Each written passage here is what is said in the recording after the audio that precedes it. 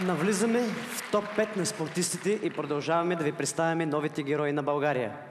Много от тях са били готови да жертват собствения си живот, за да помогнат на други хора, изпаднали в беда. Вижте историята на един от най-големите герои през тази година – Атанас Атанасов.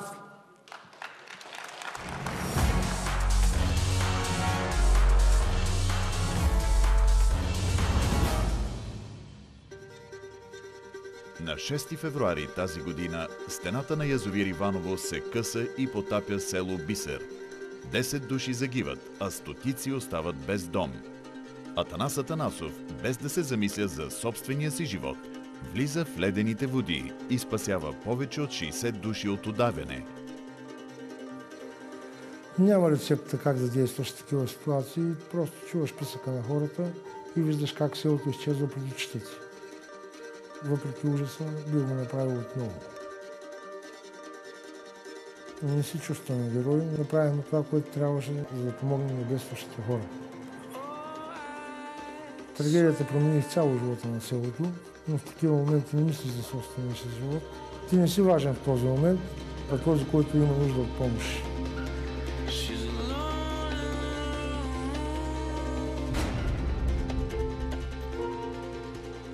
Дами и господа, Атанас Атанасов!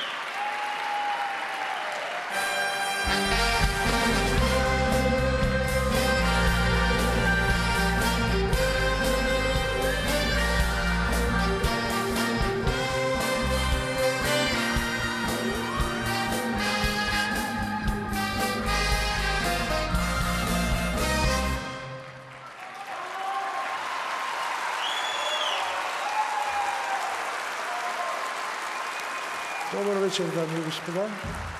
Благодаря ви за оказаната чест и много поздрави на всички от Бисер.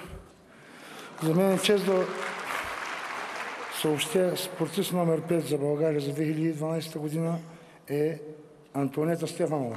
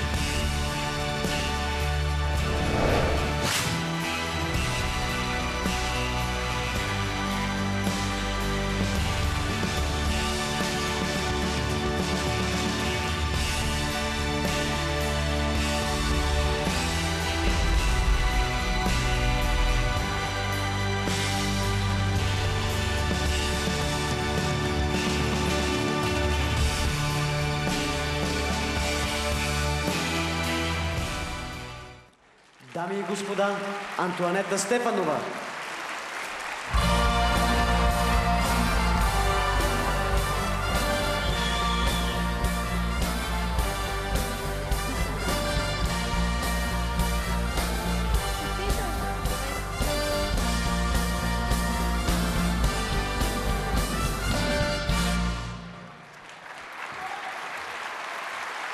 Добър вечер на всички.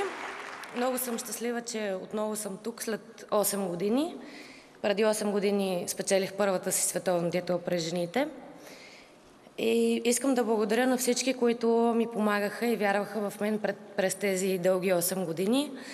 Естествено, най-вече на семейството ми, на майка ми, най-близките ми хора, на Българската федерация по шахмат, треньорите ми, тъй като работих с доста хора през тези години, Владко Георгиев, Иван Чепаринов. Благодаря на всички и пожелавам на всички много успешна следващата година, 2013, и весели празници. Всичко хубаво! Благодаря ви!